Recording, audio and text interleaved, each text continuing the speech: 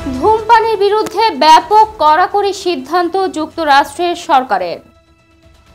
ধূমপানের বিরুদ্ধে ব্যাপক কড়াকড়ি সিদ্ধান্ত নিয়েছে যুক্তরাষ্ট্রের সরকার। স্থানীয় সময় মঙ্গলবার এই ইস্যুতে একটি বিলের উপর ভোটাভুটি হয় ব্রিটিশ পার্লামেন্টের হাউস অব কমন্সে।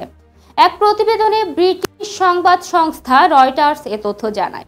প্রতিবেদনে বলা হয়, দীর্ঘ বিতর্কের পর টোব্যাকো অ্যান্ড ভেপস বিলের পক্ষে ভোট দেন 415 জন আইন প্রণেতা, 47 জন অবস্থান নেন বিপক্ষে। বিলটিতে বলা হয়েছে, ব্রিটেনে 15 বছরের কম বয়সী কেউ সিগারেট বা ভেপ কিনতে পারবে না। ভেন্ডিং মেশিন থেকে ভেপ বিক্রি এবং ভেপের বিজ্ঞাপন নিষিদ্ধেরও কথা বলা হয়েছে। এছাড়াও বাবল গাম বা কটন ক্যান্ডির মতো ফ্লেভার ব্যবহার করা যাবে না ভেপে। এগুলো শিশু ও তরুণদের মধ্যে চাহিদা তৈরি করতে পারে। এছাড়াও প্যাকেজিংয়েও আনতে হবে উল্লেখযোগ্য পরিবর্তন। বেশিরভাগ আইন প্রবণতার সমর্থন পাওয়ায় পরবর্তী ধাপে উঠবে বিলটি।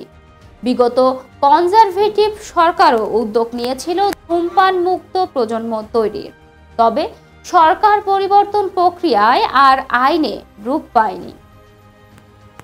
দর্শক, এই ছিল এখনকার মতো। পরবর্তী সংবাদ দেখার আহ্বান জানিয়ে এখানেই শেষ করছি।